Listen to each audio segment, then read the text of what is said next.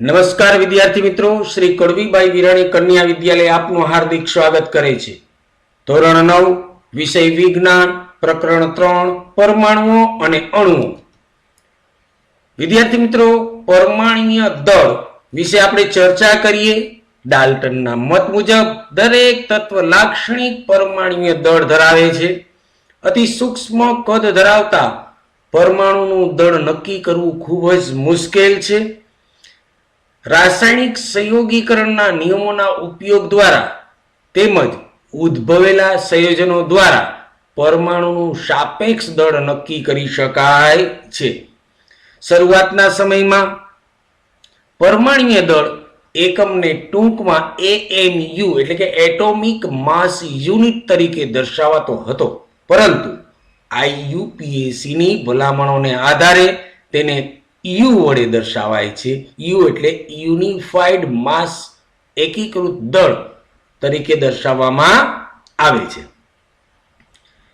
વિવિધ પરમાણ્વીય દળ એકમોની શોધ કરતા વૈજ્ઞાનિકોએ શરૂઆતમાં કુદરતી રીતે મળતા ઓક્સિજનના 16મા ભાગમાં ના દળને એકમ તરીકે લીધું હતું, એટલે 1/16 જેટલું.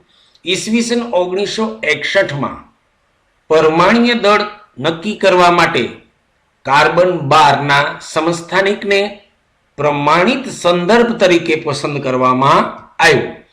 કાર્બન 12 સમસ્થાનિકના એક પરમાણુના દળના 1/12મા ભાગને માન્ય પરમાણ્વીય દળ એકમ તરીકે લેવાય છે. કાર્બન 12 સમસ્થાનિકના એક પરમાણુના દળની સાપેક્ષે મળતા જે તે તત્વના દળને શું કહેવામાં આવે? પરમાણ્વીય દળ કહેવામાં આવે છે. અહીંયા કેટલાક તત્વો અને પરમાણ્વીય દળ આપેલા છે, જોઈએ વિદ્યાર્થી મિત્રો. હાઇડ્રોજન, એનું પરમાણ્વીય દળ છે 1U, carbon 12, nitrogen 14, oxygen 16, sodium 23, magnesium 24, sulphur 32, chlorine 35.5, calcium 40. U એટલે કે પરમાણ્વીય દળ. વૈજ્ઞાનિકોએ તત્વનું પરમાણ્વીય દળ એકમ નક્કી કરવા માટે ઓક્સિજનને મહત્વ આપ્યું હતું. એનું કારણ શું હતું વિદ્યાર્થી મિત્રો?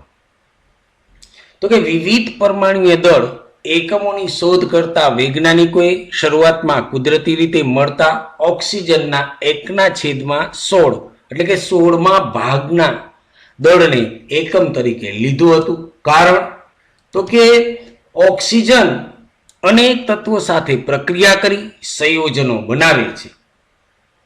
બીજું, આ પરમાણ્વીય દળ એકમ દ્વારા મહત્તમ તત્વના પરમાણ્વીય દળ છે એ પૂર્ણાંક સ્વરૂપે પ્રાપ્ત થાય છે. એટલા માટે ઓક્સિજનને મહત્વ આપ્યું હતું. સામાન્ય રીતે પરમાણુ કયા સ્વરૂપે અસ્તિત્વ ધરાવે છે? તો કે મોટા ભાગના તત્વોના પરમાણુઓ સ્વતંત્ર રૂપે અસ્તિત્વ ધરાવતા નથી.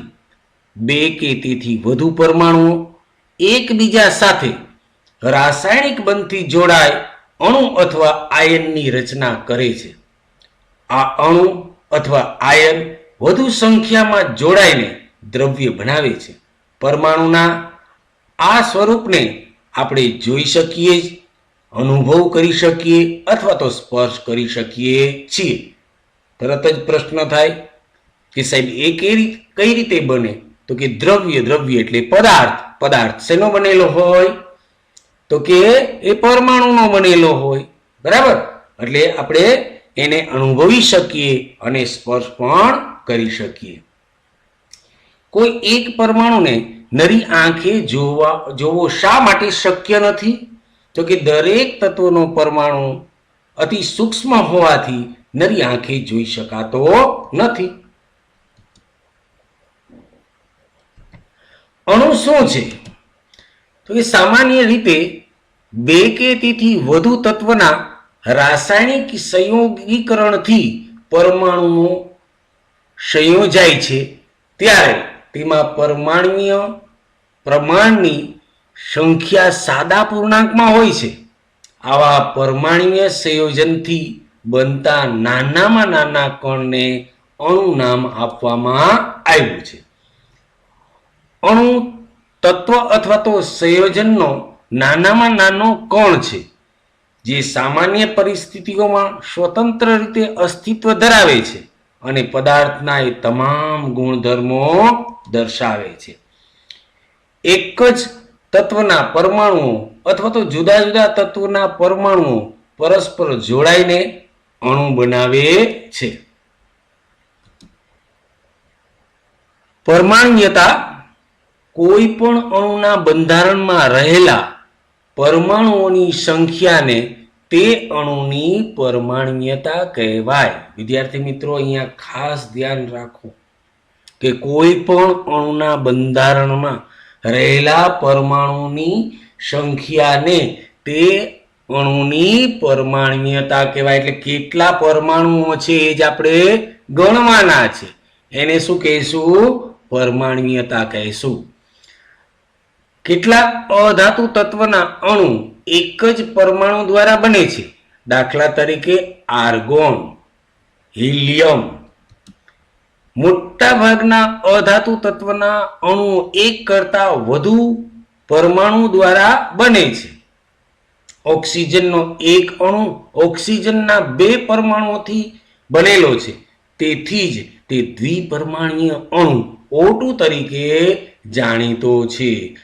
જો ઓક્સિજનના 2 પરમાણુને બદલે 3 પરમાણુઓ સંયોજાય તો એ ઓઝોન બને, O3 મળે છે. ધાતુઓ અને કાર્બન જેવા અન્ય તત્વો સરળ બંધારણ ધરાવતા નથી. તેમાં મોટી અને અનિશ્ચિત સંખ્યામાં પરમાણુઓ એકબીજા સાથે બનતી જોડાયેલા હોય છે.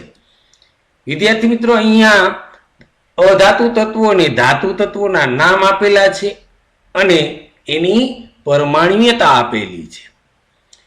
અધાતુમાં જોઈએ તો આર્ગોન એક પરમાણ્વીય છે, હિલિયમ એક પરમાણ્વીય છે, ઓક્સિજન O2 દ્વિપરમાણ્વીય છે, હાઇડ્રોજન H2 દ્વિપરમાણ્વીય છે, નાઇટ્રોજન N2 દ્વિપરમાણ્વીય છે, ક્લોરીન Cl2 દ્વિપરમાણ્વીય છે, ફોસ્ફરસ P4 ચતુપરમાણ્વીય છે એટલે કે 4. સલ્ફર અને કાર્બન એ અનેક સાથે સંયોજાય છે, માટે એ કેવા છે વિદ્યાર્થી મિત્રો? બહુપરમાણ્વીય છે. હવે ધાતુમાં જોઈએ વિદ્યાર્થી મિત્રો તો સોડિયમ એક પરમાણ્વીય, Na સોડિયમ એટલે Na. આયર્ન Fe એક પરમાણ્વીય, એલ્યુમિનિયમ Al એક પરમાણ્વીય, કોપર એટલે કે Cu એક પરમાણ્વીય. તો અહીંયા તત્વોનો પ્રકાર, એના નામ, પરમાણ્વીયતા વિશે આપણે અભ્યાસ કર્યો વિદ્યાર્થી મિત્રો.